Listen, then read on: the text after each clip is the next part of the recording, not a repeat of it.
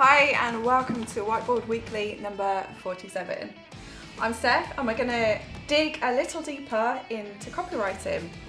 You must have heard the phrase, a picture is worth 1,000 words. I hate that phrase, but it's true. However, the pen is mightier than the sword. And just like fencers who practice the art of using their sword, a good copywriter practices what they're doing with their sword, the pen. When used correctly, your words have the power to influence. Your words have the power to allow people to engage with your brand or to be repelled by it. Your words have the power to entice someone into what you're saying or to get bored and move on. You have the power in your pen to have an impact on someone's life when you use it correctly. So we have something in copywriting called power words. And power words are the kind of words that we found over time that people will always engage with. They will always gain some kind of response. So you have to be careful in how you use them. You can't use them everywhere. It's just having a touch of a power word within your copy. You might have one in your headline, you might have one in your top line, you might have the odd one or two throughout your piece, but don't overdo it with the power words. Your power words are things like discover, challenge, life-changing, guilt-free, undeniable. So these are the kind of power words, but have a look around the internet because obviously you'll find more and you'll find words that are specific to your brand and to the franchise opportunity that you're offering. Or if you're using it for core, then you'll obviously be able to find the power words that are relevant for your what you're offering, your services and your products. So when you use your power word, especially in a headline, it packs a punch and it makes a difference. It definitely works. Your headline is the most important aspect of your copy. And I looked at this in Whiteboard Weekly number 46. So I'm going to look at it in a little bit more detail now. It's where you need to spend most of your time crafting your copy. And I use something to analyze my headlines.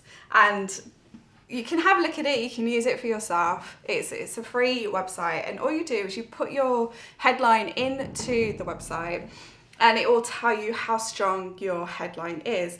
Now, on average, the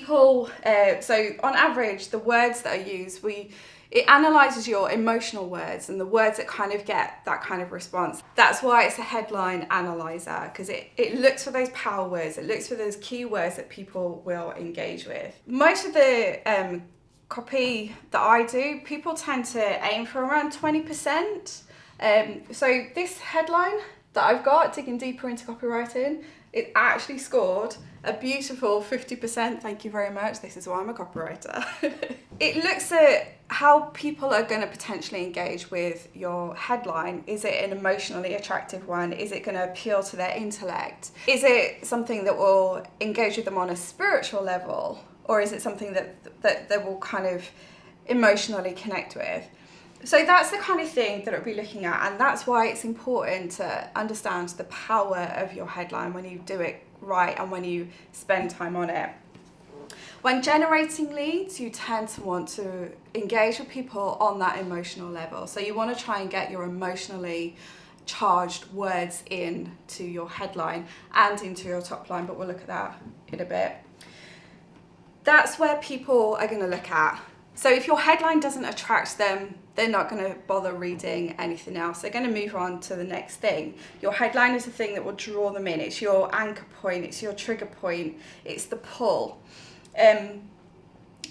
Why is it so important? It's important because it does all the hard work for you. So if people are not attracted to your headline, they've moved on. They've already moved on before they finished reading it. It will either attract or repel your audience.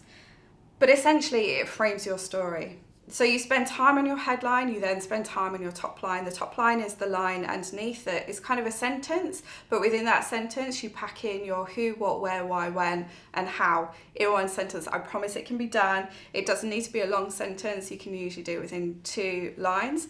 And that will help to frame the story so people know what they're getting when they carry on reading. So it shouldn't be clever, it shouldn't be using puns and the kind of things that are in jokes in your industry or within your brand, but it should be clear, it should be concise, it should be something that clearly tells the audience what it is that they're going to be reading if they carry on reading. So with this in mind, your headline should be short, sharp, punchy. It shouldn't be long, it should be quite condensed. It doesn't need to be like more than about 10 words at most. I always go for shorter because, like I said, less is always more. But there are some tricks of the trade. There are some things that we copywriters do to help to craft the headline. Use odd numbers. I don't know why it works, but scientifically it works. If you drop in an odd number into your headline, it works. Ask a question as well, using that how, like how to do something in 7 steps. Don't know why it works, but it works. Number 2, use the word you. Personalize it so that your reader knows that it's for them and they can decide if it's information that they want for themselves. Number 3, be specific. Like I said, don't be clever, be clear. It's so important. Be urgent or useful. People want to know, what is this going to do for me? That's the question they're always asking before they carry on reading. What am I going to get out of this? Is it actually worth my time to read it? And you'll have noticed over the last few years that most blog posts will have the time of the potential reading time. So this will take 3 minutes of my time. Am I going to get something beneficial from it? Number 5, be concise. Most importantly, have fun. If you don't have fun when you're writing your copy, your reader is not going to have fun reading it. They're not going to enjoy it. They're not going to engage with it. So have fun and enjoy copywriting. That's it. If you've got any questions or comments, then please do get in touch and I'll see you in the next video.